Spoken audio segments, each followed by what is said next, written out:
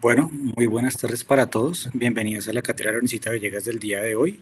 Estamos con Esteban Hernández, R5 de Cirugía Pediátrica de la Fundación Universitaria de Ciencias de la Salud, quien va a presentar el tema de hidronefrosis. Nos acompaña el doctor González, urólogo, quien nos va a acompañar en esta charla. Estoy Alejandro, muchísimas gracias. Entonces, así como mi compañero mencionó, en esta oportunidad de la cátedra va a hablar de hidronefrosis antenatal y eh, hablaremos un poco del enfoque postnatal inicial. Bueno, entonces, de manera de introducción y hablando de las generalidades, típicamente vamos a encontrar diferencias en la literatura médica, en algunos de los artículos y libros de texto cuando hablamos de hidronefrosis. Típicamente vamos a definirlo como la dilatación de los sistemas colectores del tracto urinario superior, que va a comprometer o incluye la pelvis renal, el uréter proximal, los cálices mayores y menores. Cuando hacemos el diagnóstico antes del nacimiento, identificamos esta dilatación antes del nacimiento en las ecografías de tamizaje, es lo que vamos a denominar la hidronefrosis antenatal. Es importante entonces hacer como la diferenciación o más bien especificar cuál es mm, la porción o las porciones que van a estar comprometidas con la dilatación. Es así como viene otro término que se acuña como hidroureteronefrosis, en el que no solamente hay dilatación del tracto urinario superior, sino que también hay una dilatación asociada del uréter. Eh, Como veremos más adelante, hay un grupo pues em, de un consenso que atienden pacientes, que se atiende pacientes con anomalías urológicas, pues pacientes pediátricos, quienes recomiendan hacer un cambio de término a hablar mejor de dilatación del tracto urinario.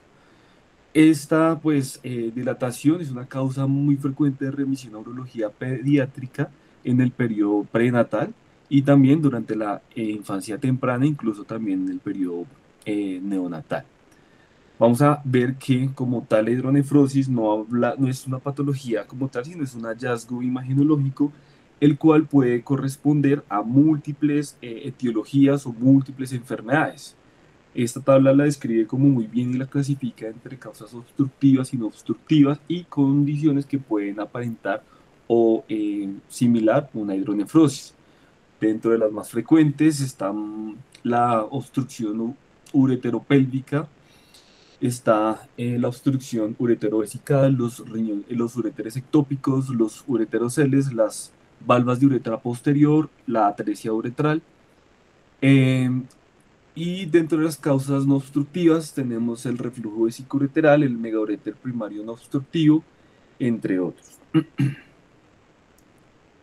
Respecto a la epidemiología, como mencionaba, es una de las causas más frecuentes, ya que en el tamizaje realmente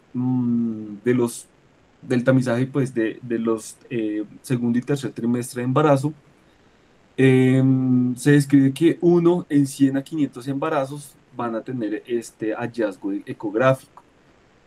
Antes de que se estandarizara el diagnóstico pues, o el uso de este tamizaje eh, en el embarazo, había muchos niños que pues, no se identificaban con hidronefrosis y que eran asintomáticos y en el momento de presentar síntomas ya tenían un estado muy avanzado de la enfermedad.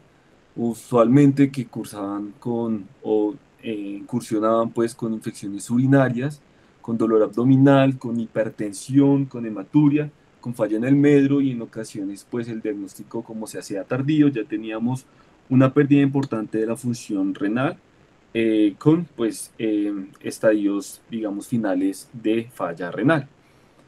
Em, Vamos a encontrar que según las literaturas que encontremos, pues va a estar presente en un 1 hasta un 5% en algunos reportes de las ecografías obstétricas de tamizaje.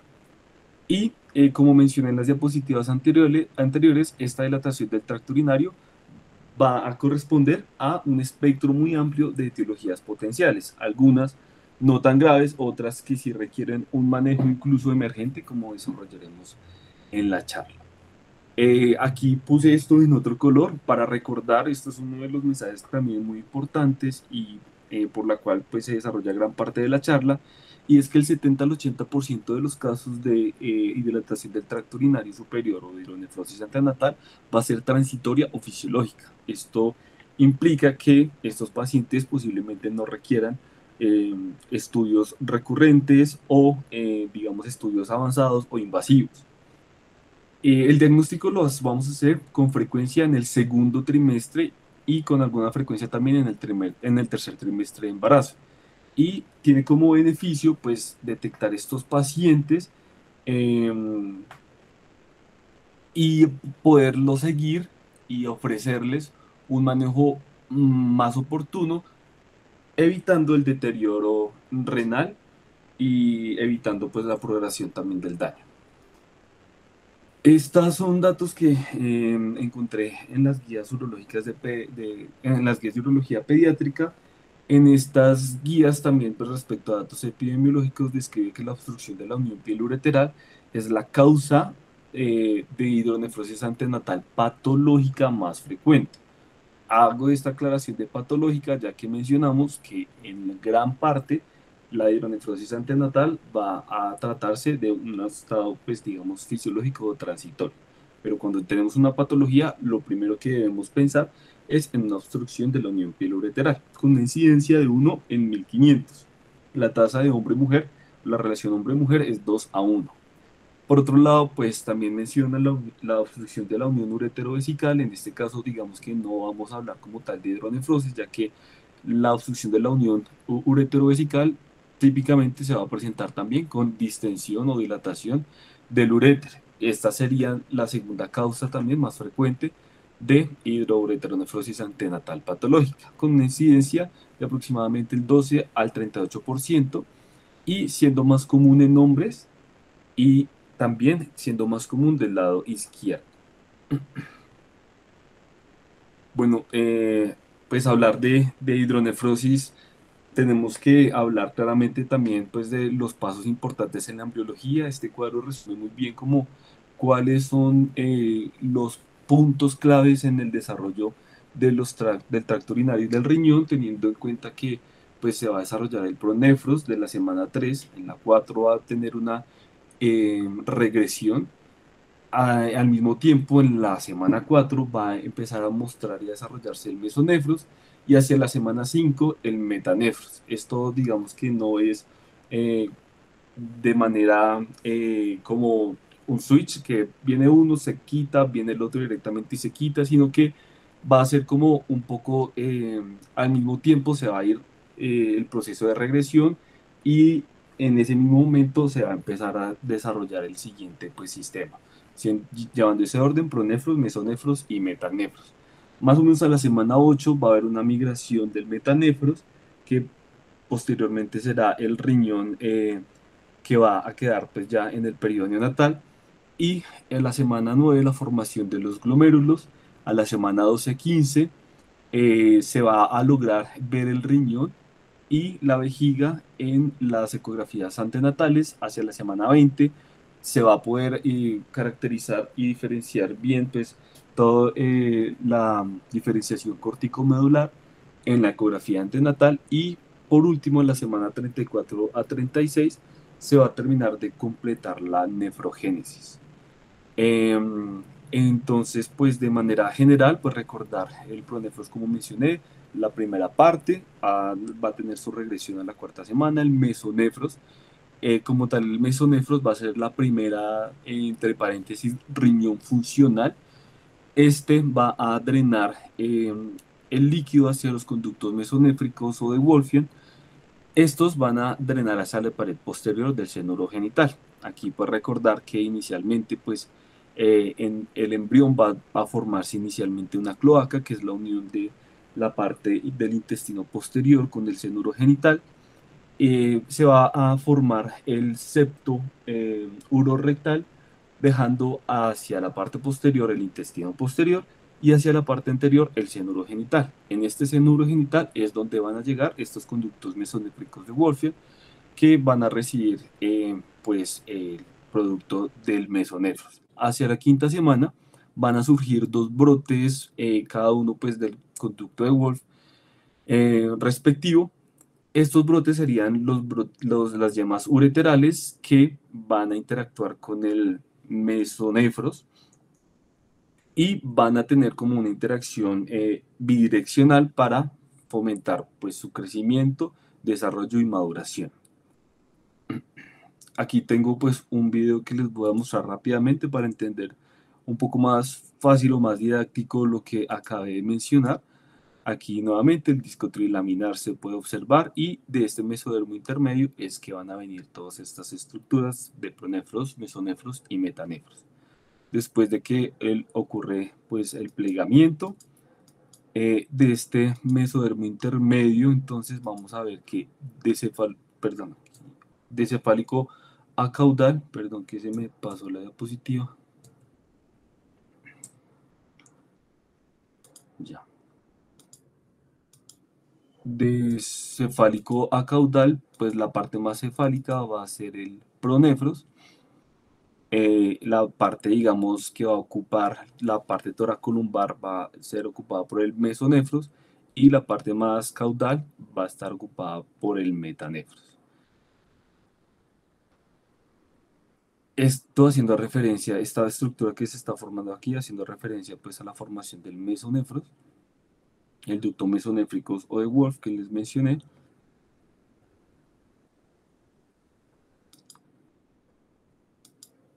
Y aquí estos conductos llegando a la pared posterior del seno urogenital. Esta pues todavía está la representación de la cloaca después de que se forma la división por el septo urorectal y llegan estos conductos de Wolff a la parte posterior del seno urogenital, como mencioné. Aquí está nuevamente el esquema y de aquí, de estos conductos de Wolff, van a salir estas estructuras, estos tubos, que es la yema ureteral. Esta yema ureteral va a interactuar con el metanefros, como les mencionaba, hay una interacción de señales bidireccional que va a facilitar el crecimiento, desarrollo y diferenciación y la respectiva ramificación. Aquí pues es importante estos tres eventos de crecimiento de esta yema ureteral, de transición, de morfogénesis y de ramificación, como se ve aquí, primero cálices mayores y posteriormente cálices menores, y la transición mesenquimal a epitelial, que es la conformación de las unidades de las nefronas. Aquí de pronto un poco más esquemático nuevamente. Importante en esta diapositiva recordar que siempre va a ser una señalización bidireccional, que tanto el metanefros va a favorecer el crecimiento y desramificación de la yema ureteral, y las señales que va a producir la yema ureteral asimismo van a facilitar el desarrollo de el metanefros para conformar posteriormente la nefrona y posteriormente también la transición mesenquimal a epitelial, como les mencioné. Se describe que la falla en cualquiera de estos puntos de la embriología va a ocasionar entonces las malformaciones de la vía urinaria. Y aquí llegamos a este término que se encuentra en mucha de la literatura de urología pediátrica, que es CACUT, que en sus siglas en inglés corresponde a las anomalías congénitas del riñón y del tracto urinario. Este es un término que también abarca un espectro de desórdenes muy amplio, que puede ser desde un curso leve o incluso pacientes que pueden tener un curso asintomático, a situaciones graves que tienen una alta morbimortalidad y pueden requerir un manejo urgente. Siendo estas anomalías congénitas la causa principal de enfermedad renal crónica en niños. Se describe que hasta un 60% de las causas de enfermedad renal crónica en niños se atribuye a estas anomalías.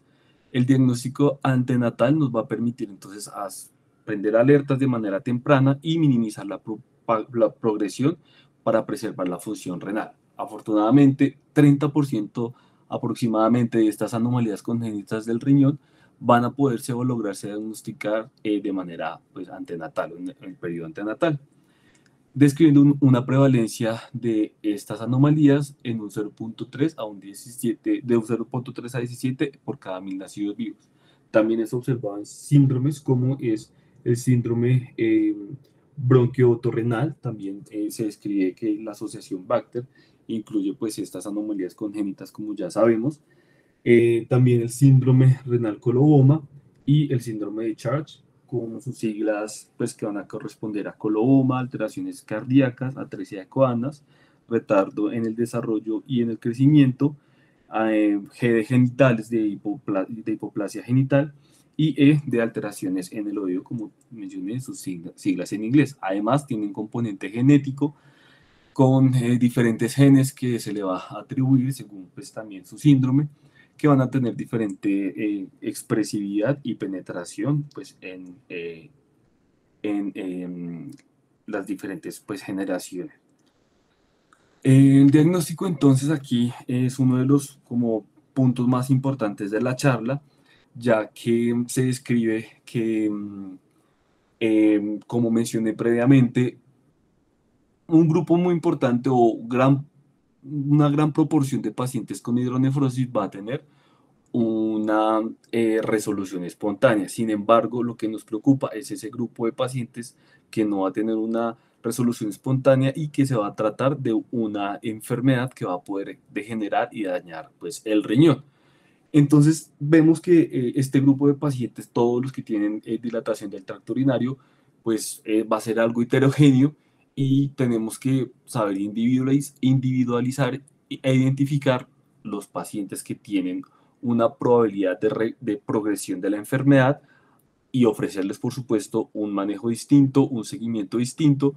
Y por otro lado, los pacientes que posiblemente van a tener un episodio pues transitorio de dilatación, pues estos no van a requerir pues consecuentemente manejos antibióticos recurrentes, tampoco van a requerir estudios adicionales, estudios invasivos, cirugías, etcétera. El plan es lograr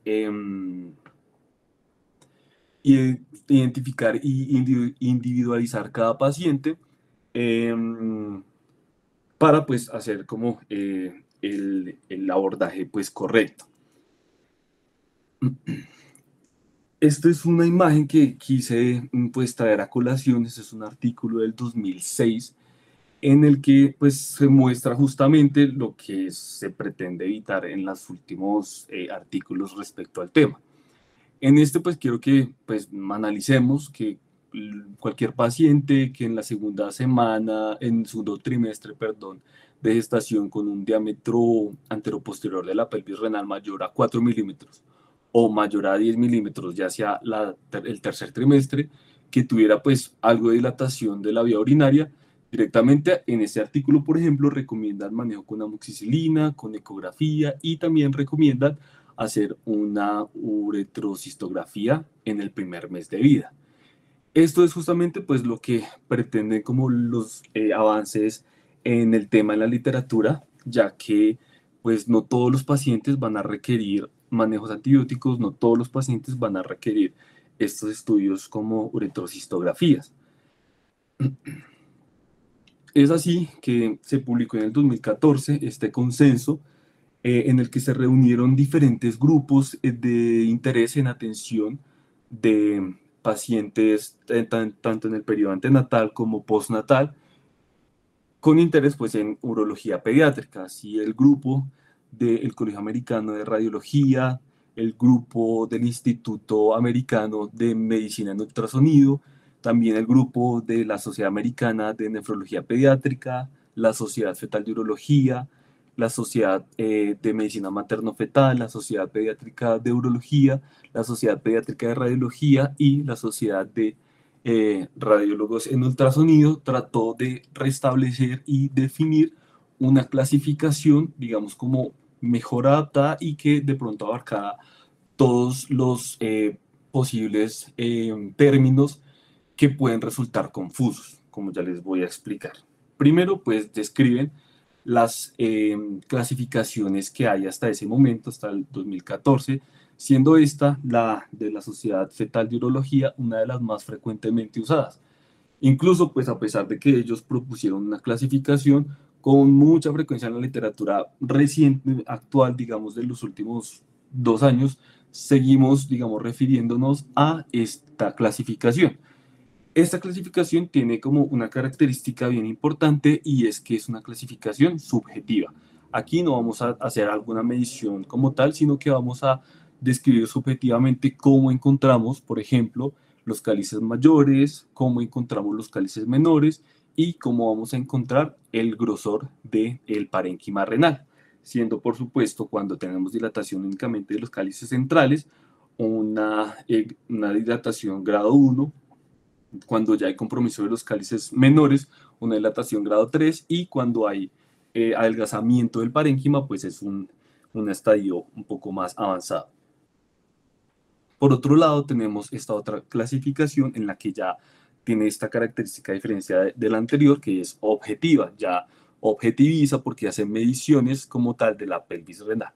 Fue importante hacer dos mediciones, o sea, dos parámetros diferentes, ya que hay obviamente una variabilidad en el tamaño de los fetos en el periodo pues, intrauterino, teniendo en cuenta que en el segundo y tercer trimestre los valores de normalidad van a variar, de modo que cuando tenemos un grado leve, en el segundo trimestre el grado leve va a ser de 4 a 7 milímetros, el grado moderado va a ser de 7 a 10 y grado más avanzado mayor de 10. Esto pues sería como una dilatación grave. Hacia el tercer trimestre, como les mencioné, va a cambiar esta clasificación, entonces leve de 7 a 9, moderado de 9 a 15 y grave mayor de 15 milímetros. Lo que vieron en esta reunión, este consenso de todo el grupo, es que, bueno, primero establecieron que, por supuesto, entre más severa o más grave la dilatación, mayor probabilidad de que en el periodo postnatal se desarrollara una uropatía, teniendo en cuenta pues que en esto grado, en este dilatación grave, el 88% tenían probabilidad pues, de desarrollar uropatía. Y por supuesto, en eh, las dilataciones leves, apenas el 12%. El consenso, pues también entonces describió como los objetivos de este panel, que fue proponer una descripción de la dilatación que fuera más unificada, más detallada y con la unificación de la clasificación para determinar la gravedad de la dilatación, poder establecer como un punto de partida para comparaciones, para establecer necesidad o no de estudios, necesidad o no de administración de antibióticos, etcétera. Esto es una de las limitantes que está diseñada únicamente para una dilatación del tracto urinario aislado. Por ejemplo, si el paciente tiene otra alteración, digamos a nivel renal, además de la dilatación del tracto urinario, digamos que no aplica, o según lo que describen en el panel, no aplica esta clasificación. Y otro de los objetivos del panel era pues proponer un seguimiento postnatal después de la identificación de estos pacientes con riesgo de uropatía. Hacen pues estas recomendaciones que las vamos a desglosar. Entonces, una es la que ya les mencioné al principio de la charla, es que deberíamos virar a una terminología un poco más general y evitar los términos que pueden ser confusos, como decir hidronefrosis, decir hidroureteronefrosis, aunque estos parece que puedan ser un poco más específicos, como les mencioné, hidronefrosis por lo general hace referencia al tracto urinario superior, hidroureteronefrosis hace referencia a dilatación de los uréteres, pero se escapa, digamos, las características como tal de la vejiga, que es una de las hallazgos que siempre deberíamos describir tanto en las ecografías prenatales como en las postnatales. Asimismo, evitar términos como pielectasias, pelviectasias o pelvis llena, que es son unos de los términos que con frecuencia podemos encontrar que se reportan en las ecografías.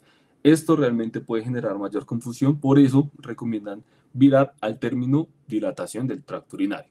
Aunque ellos lo propusieron en 2014, aún en la literatura actual digamos que no se ha marcado como tal ese cambio y aún seguimos utilizando, y en nuestra práctica diaria de urología pediátrica, seguimos utilizando el término hidronefrosis e hidroureteronefrosis. También, pues ellos proponen que, pues obviamente esto, que se publique, que se expanda, pues que todo el mundo trate de usar estos mismos términos, es como lo que proponen en este consenso. Y también, pues proponen, como les mencionaba, el esquema de manejo. Aquí está, pues como los valores de normalidad, tanto en el periodo, en el segundo trimestre, en el tercer trimestre y en la primera ecografía postnatal. Entonces, pues no tendríamos que encontrar en ninguno de los tres momentos dilatación de los cálices ni centrales ni periféricos. Tendríamos que encontrar un grosor del parénquima normal, una apariencia respecto a la ecogenicidad del parénquima también normal. No deberíamos encontrar ni dilatación de los uréteres ni cambios en la vejiga, como lo podría ser el engrosamiento de la pared vesical. Entonces, pues, ¿cómo lo vamos a evaluar? Pues la dilatación calicial, ya la vemos como en el esquema que les mencioné previamente. ¿Cómo vamos a valorar? Entonces, vamos a hacer siempre una medición, pues, del el grosor del parénquima renal. ¿Cómo valoramos la apariencia? Pues respecto a la ecogenicidad, lo que recomiendan es comparar con el riñón contralateral y ver si hay alteración o diferencia en la ecogenicidad. El uréter, pues lo ideal es siempre valorarlo y hacer una medición del mismo. Y también la vejiga, es importante valorar su grosor, la presencia o no de ureteroceles o la presencia o no de dilatación de la uretra posterior. Aquí este esquema pues me pareció interesante, ya que nos explica cómo deberíamos hacer la medición del diámetro antero-posterior. Entonces, primero yo recomiendo que en el plano transverso, o sea, ubiquemos el riñón con el ecógrafo en el plano transverso, y en este plano transverso hagamos una medición de la porción más dilatada de la pelvis intrarrenal. ¿Listo? Porque pasa con frecuencia también que hacen una medición de la pelvis extrarrenal, haciendo como una sobreestimación del valor real, y pues esto también generando pues sesgos y errores en la interpretación.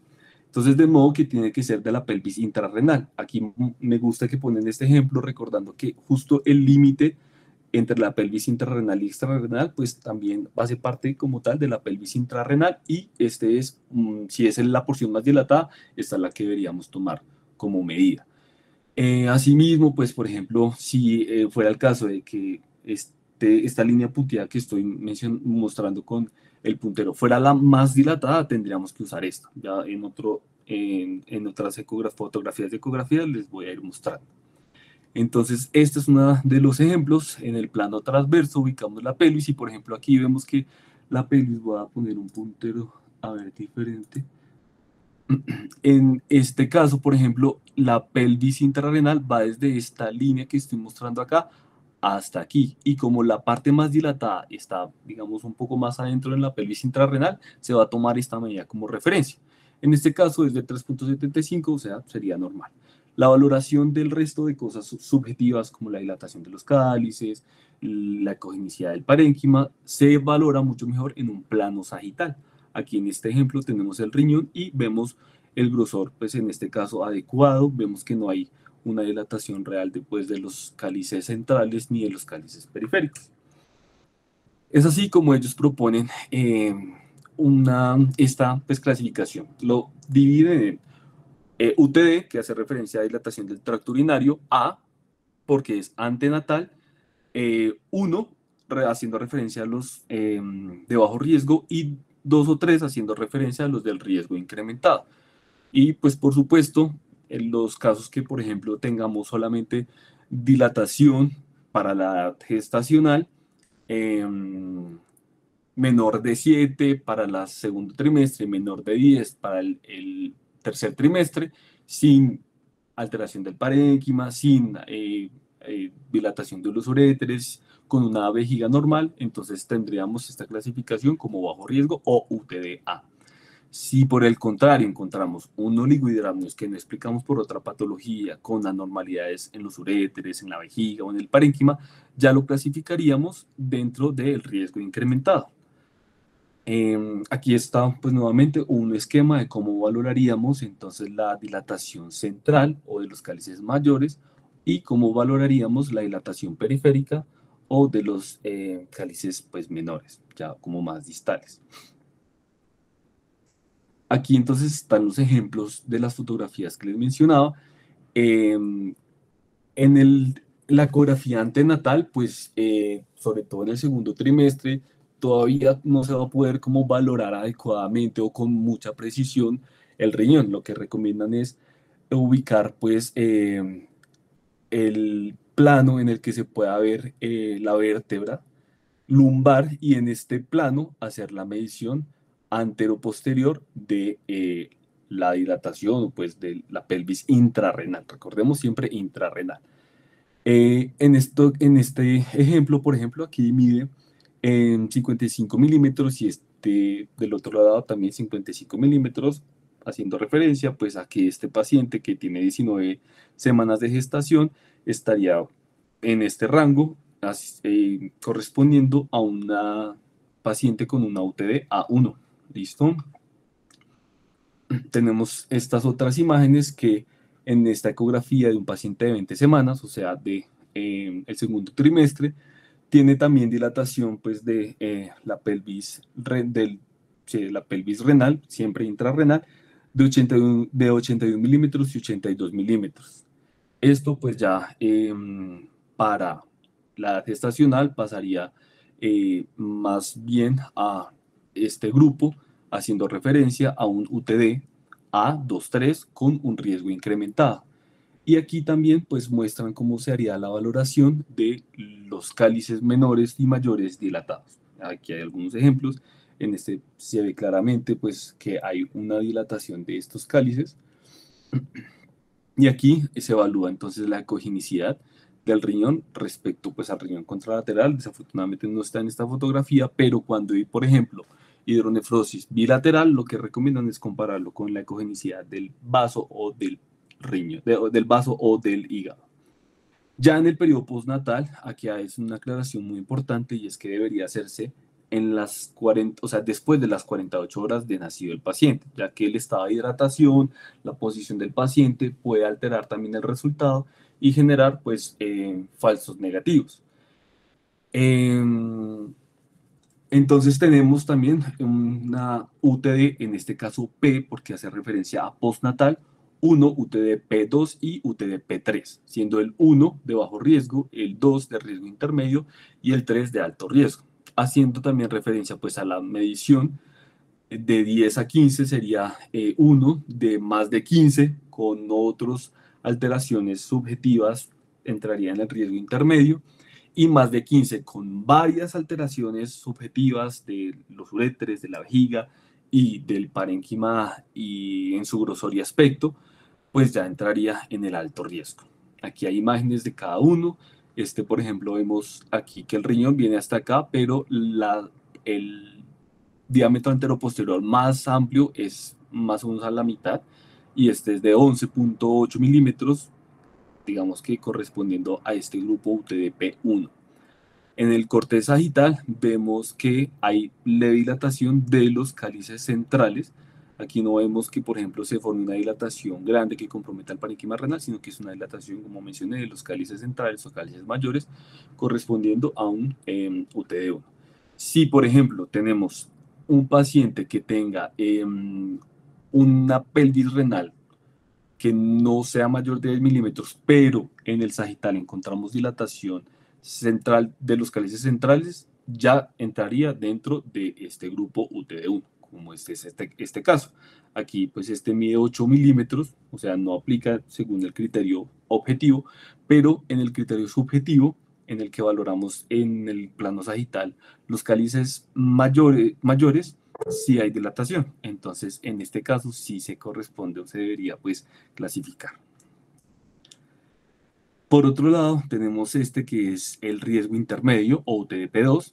Vemos pues que aquí pues en adelante son mayores de 15 milímetros. Sin embargo, hay dilatación de los cálices ya periféricos, pero no tenemos alteración del parénquima renal, según esta, o del grosor del parénquima renal o de la ecogenicidad del parénquima. Por último, tenemos ya estas otras representaciones en las que además pues, de la importante dilatación de la pelvis, vemos un compromiso del grosor de este parénquima por la importante dilatación de los cálices periféricos. Además que aquí muestra un quiste del parénquima. Por otro lado, aquí sí muestra la vejiga, y esta vejiga la vemos con estas paredes bastante comprometidas, con un aumento del grosor de la pared vesical. Esto ya haciendo referencia a un UTP-3 o de alto riesgo. Esta es la manera de valorar pues, la presencia o no de la dilatación de los uréteres. Se busca, digamos, en el plano en el que ubicamos la vejiga, y hacia la parte posterior tratamos de ubicar si se ven pues dilatación como tal del uréter. Ese es otro esquema que también me pareció muy interesante y pues es un poco repetitivo, pero es para que nos quede muy claro de cómo haríamos la valoración entonces de la pelvis en el plano transversal para saber el diámetro AP. En el esquema anterior teníamos que el sitio de más dilatación era aquí justamente en la unión de la pelvis intrarrenal y extrarrenal, pero en este caso está más dilatado justamente en el centro, entonces esta va a ser la medida que vamos a tomar, ¿listo? Y por otro lado, en el plano sagital, como hacemos nuevamente nuestra valoración subjetiva. Asimismo, ellos recomiendan que si tenemos en una ecografía del segundo trimestre del embarazo un riesgo bajo, recomiendan hacer una siguiente ecografía hacia el tercer trimestre y después del nacimiento 2 ecografías. Una que puede ser después de las 48 horas hasta el mes, y la segunda ecografía que puede ser desde el primer mes a los 6 meses.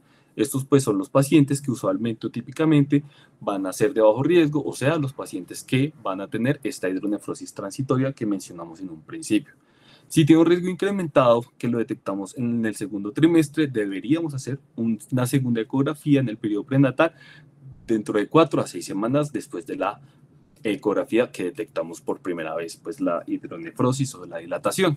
Y después del nacimiento, sí recomiendan hacer una ecografía que tiene que ir dentro de después de las primeras 48 horas hasta el mes de vida para pues hacer una valoración del riesgo y como que no perder este paciente y tenerlo como marcado de que este paciente puede desarrollar pues uropatía posteriormente. Ya cuando tenemos la primera ecografía postnatal, que como mencionamos debe ser después de las 48 horas, si tenemos un bajo riesgo, el seguimiento lo podemos hacer de 1 a 6 meses. No recomiendan pues estrictamente hacer una uretrocistografía, la dejan a discreción del médico. No recomiendan estrictamente tampoco dejar antibióticos, y sí, para nada la realización de estudios funcionales tipo renogramas, tipo gamografías. En el riesgo intermedio no dejan tan espaciado el seguimiento, dejan seguimiento de 1 a 3 meses. También lo dejan el uso de la uretrocistografía de antibióticos, digamos, a discreción del médico. Y por el contrario, en el UTD3, P3, sí recomiendan un seguimiento claramente mucho más estricto, no más del mes. Recomiendan la realización de hacer una uretrocistografía miccional, y en este consenso recomiendan la administración de antibióticos. Por supuesto, teniendo en cuenta que los que son de mayor riesgo, la probabilidad de que se trate de una hidronefrosis transitoria pues es mucho más baja. En cambio, los de bajo riesgo sí podría corresponder a este tipo de pacientes. En el 2021, el mismo autor sacó como una actualización de este sistema de clasificación propuesto, el UTD, y hizo como algunas aclaraciones. Dentro de las aclaraciones, hizo como la adecuada o específico, pues, cómo se debería entonces medir y valorar tanto subjetiva como objetivamente la dilatación. Además, describió que en algunos estudios que ya empezaron a medir pues, la utilidad de esta nueva clasificación, se observa pues, una correlación dependiente del grado entre la dilatación del tracto urinario fetal y las anomalías urológicas postnatales. En el 88% de los casos, Las UTD-A2, o sea, del periodo antenatal de alto riesgo, fueron la primera ecografía postnatal, pues P2 o P3, de riesgo intermedio o riesgo alto. Y los de bajo riesgo, pues también correspondían, en antenatal también correspondían a los de bajo riesgo postnatal. Bueno, de modo que esto pues fue como una generalidad muy importante, hablar como de esta nueva clasificación que se está proponiendo, pero ya respecto a las banderas rojas que deberíamos tener en pacientes que posiblemente necesiten un manejo emergente. Entonces, primero, las banderas rojas son hallazgos que de pronto se salgan un poco de estas clasificaciones. Entonces, son pacientes que tienen otras anormalidades congénitas de la vía urinaria, que tienen, por ejemplo, un riñón único y este riñón único tenga además una dilatación, que tengan hidroureteronefrosis moderada severa, que en hombres bilateral y con anormalidades de la vejiga, además de oligohidramnios. Esto pues nos puede estar hablando de un paciente que pues presente no solamente un deterioro porque el oligohidramnios nos presenta o va a favorecer la hipoplasia pulmonar, un paciente que naturalmente va a tener dificultades en su periodo neonatal, sino que posiblemente estemos enfrentándonos a pacientes que tengan una obstrucción muy importante del tracto urinario inferior y que requieran intervenciones tempranas. Respecto a la profilaxis antibiótica continua, realmente pues hay mucha literatura que defiende el uso o el no uso. Lo que sugieren es que según la dilatación del uréter, posiblemente si es mayor a 7 milímetros, recomiendan hacer la profilaxis antibiótica. Esos son los antibióticos más frecuentemente utilizados, trimetoprim sulfa, amoxicilina y cefalexina, teniendo en cuenta que el trimetoprim no lo podemos usar en pacientes neonatales por el riesgo de desarrollar kernícteros. Obviamente, los pacientes que tienen hidronefrosis más avanzada, grave o hidroureteronefrosis son los que en principio se benefician más. Sin embargo, la literatura digamos que todavía no es muy concluyente y hay mucho debate y discusión de neurología pediátrica al respecto. Por esto es una de las razones que pienso que la clasificación UTD lo deja como a criterio del médico, teniendo en cuenta que lo más importante es preservar la función del riñón. Respecto a la hidronefrosis aislada, que es únicamente la dilatación de la pelvis renal y los cálices, la mayoría de veces de estos casos, pues como mencionamos al principio, va a ser transitorio, o sea, el 80% de los casos va a tener una resolución espontánea. Entonces, pacientes que, por ejemplo, tienen hidronefrosis aislada bilateral o que en los controles, que serían cada 6 meses, cada 3 meses, empezamos a notar que en vez de una regresión hay una progresión de la dilatación, ya empieza a recomendarse pues otras acciones, como la realización de un renograma nuclear con furosemida. Típicamente en este escenario no recomiendan realizar uretrocistografía y tampoco se aconseja el uso de antibióticos profilácticos continuos. Cuando se hacen estudios adicionales y se logra documentar una obstrucción de la unión pielo-ureteral, se sugiere llevar a cabo pues, una pieloplastia para la corrección. Cuando tenemos cuadros de hidroureteronefrosis, digamos que las patologías más frecuentemente relacionadas con este hallazgo de dilatación de la vía urinaria superior y del uréter, además, puede corresponder a reflujo vesicoureteral siempre en primera medida, es como lo más frecuente que debemos sospechar. Si no se documenta reflujo en la uretrocistografía, lo siguiente por pensar es un megauréter obstructivo primario o una obstrucción de la unión uretero-vesical. Esta imagen pues me gustó porque primero muestra cómo sería la dilatación o la hidroureteronefrosis y además muestra uno de los manejos sugeridos también para el manejo de la misma, que es como una derivación del uréter a la vejiga. ¿Qué banderas rojas tenemos? Nuevamente recordar, ya las mencioné, pero que sea una hidroureteronefrosis bilateral en un paciente masculino que se identifique también en la ecografía después de las primeras 48 horas, ya que esto puede representar una obstrucción del tracto de salida, del tracto urinario, perdón, inferior, que en sus siglas en inglés es LUTO. Sí, tenemos una hidroureteronefrosis en ausencia de reflujo vesicoureteral, pero que esta hidroureteronefrosis empeora, sí recomiendan pues hacer un renograma principalmente para diagnosticar o pues evidenciar la presencia o no de una obstrucción ureterovesical. Y aquí puse pues múltiples banderas rojas porque esta es una de las situaciones que puede, como mencionaba, poner en riesgo rápidamente la vida de un paciente, incluso en el periodo neonatal, que es, como les mencioné, el luto, la obstrucción del tracto urinario inferior. Esta es una condición médica con un alto potencial de morbimortalidad en la vida fetal, como ya les mencioné, tiene unas características imagenológicas bien precisas, dentro de las cuales podremos encontrar el signo de ojo de cerradura, que hace referencia a la dilatación de la vejiga con la dilatación de la uretra posterior, oligohidramnios, riñones displásicos y megaquistes. En este caso deberíamos sospechar, o pues la etiología más frecuente que deberíamos sospechar es las valvas de uretra posterior, una atresia uretral o una estenosis uretral congénita. Y esto va a requerir un tratamiento rápido. Siempre que se pueda, hay que descomprimir o pues restablecer el flujo, descomprimir la vejiga vía uretral, siempre que sea posible, como la colocación de diferentes sondas. Se describe la sonda Foley, un catéter doble J que vaya pues desde el meato uretral hasta la vejiga. Incluso se ha descrito las sondas de alimentación, cada una teniendo ventajas o desventajas. Aquí, por ejemplo, se ve en esta imagen que el balón se infló no en la vejiga, sino en la uretra posterior, que esto pues no sería lo adecuado. La, mm, el catéter doble J, como se ve en esta imagen, tiene la desventaja de que la estructura del pigtail que queda en la vejiga puede generar mucha molestia, incluso dolor. Y la desventaja, por otro lado, de los catéteres de alimentación que pueden usarse es que salen muy fácil y no es tan fácil fijarlos. Em, Eso es como el ideal, poder tratarlo así. Sin embargo, en algunos casos, a pesar de poner estas derivaciones, no va a haber una resolución, entonces habría que hacer una vesicostomía e incluso considerar una ureterostomía.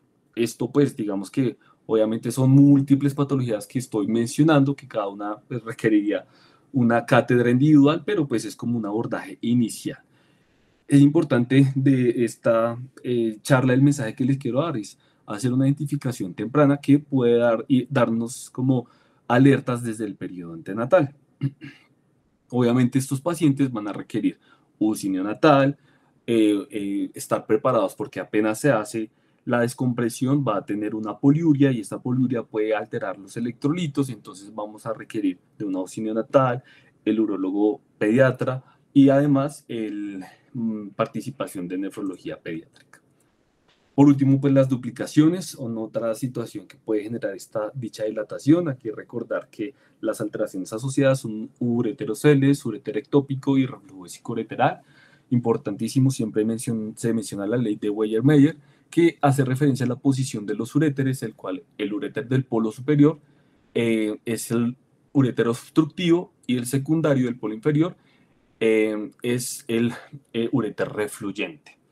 En este caso, pues sí se recomienda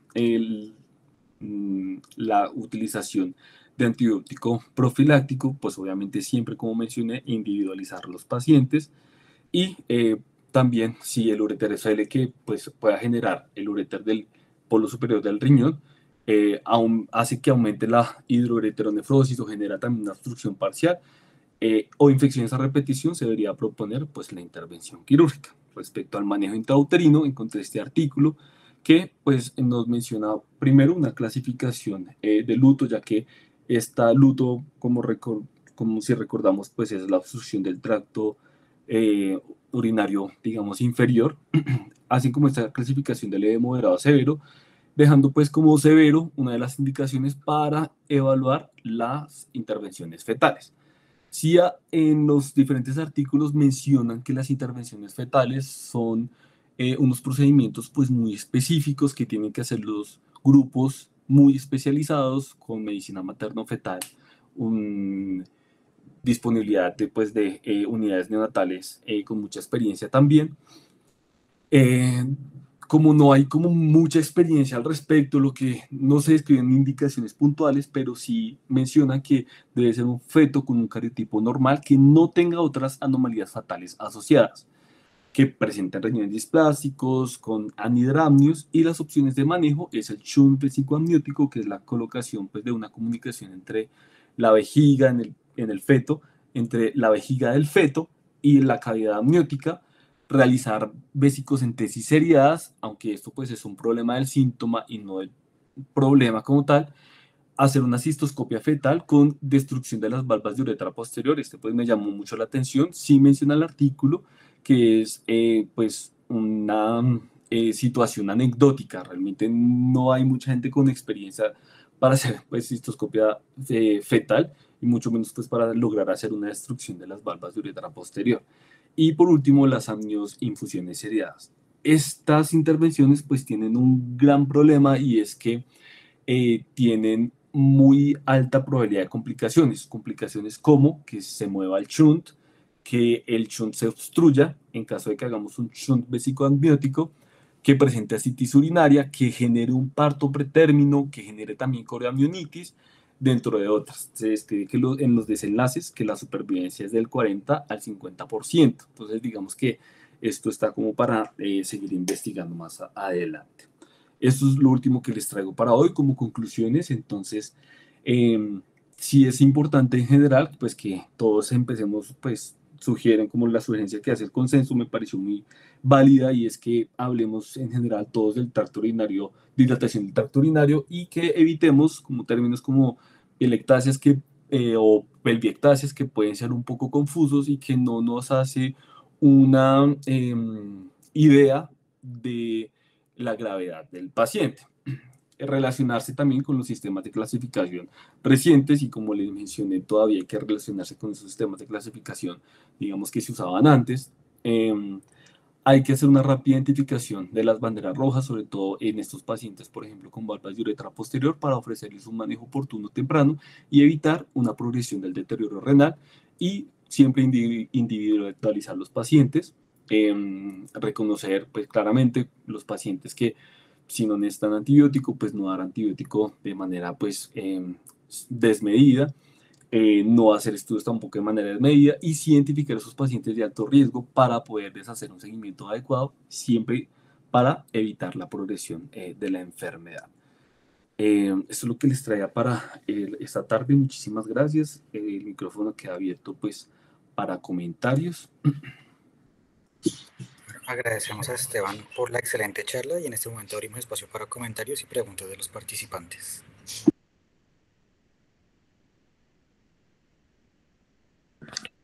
Bueno, déjeme hablar primero, por favor. Gracias, Esteban. Una hora de urología pediátrica muy completa. La verdad, hiciste una buena revisión, una muy buena presentación. Es grato ver que tu rotación por el servicio de urología fue muy productiva y me alegra escucharte de esta forma. Hiciste una muy buena presentación. Realmente está todo desde el estado antenatal y postnatal. Comentarios al respecto, pues simplemente es las cosas más importantes, que la hidronefrosis no necesariamente es una dilatación única del riñón, sino que siempre tenemos que tener el concepto de que puede haber dilataciones de la vía urinaria asociadas. Entonces, no olvidarnos de que hay patologías que pueden dar hidronefrosis, pero que no se manejan como la hidronefrosis, tales como las valvas de uretra, los reflujos, los dobles sistemas, los ureteroceles, etc. Entonces, debemos tener el concepto completo de la vía urinaria cuando vamos a hacer los manejos. También me queda un comentario para lo último que presentaste. Las derivaciones intrauterinas realmente son complejas. Por la alta mortalidad que hay en ellas, y yo creo que realmente que un niño que tiene dilatación de un solo riñón no es necesario intervenirlo antenatal por las complicaciones, y al nacer, en el peor de los casos que le pueda ir mal, terminamos haciéndole nefrectomía unilateral y él puede tener una vida normal con su otro riñón si no está comprometido. casi siempre los podemos resolver de alguna manera desde cuando nacen, mejorar y corregir casi siempre las malformaciones. Son muy pocos los que terminan perdiendo una unidad renal. Entonces, someterlos a una intervención intrauterina con alta morbilidad, no sé hasta dónde sea lo ideal. Sí es indiscutible que se debe hacer cuando hay ureterohidronefrosis bilateral, valvas de uretra, falla renal, oligohidramnios, etcétera, en que uno dice está muy afectada la función de esta criaturita. Pero son casos afortunadamente muy raros y fortuitos. Bueno, nada más. Lo que tengan que preguntar, pregúntenle por favor al profesor Esteban. Doctor, muchísimas gracias por conectarse y por todos sus comentarios y aclaraciones. Con mucho gusto.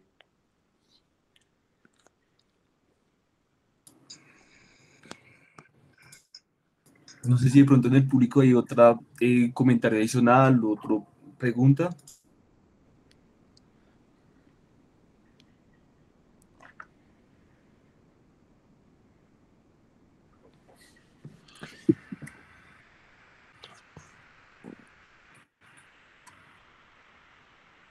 Bueno, agradecemos a nuestro invitado, el doctor González, y a todos los participantes de la charla, y los esperamos en una próxima cátedra Lorencita Villegas.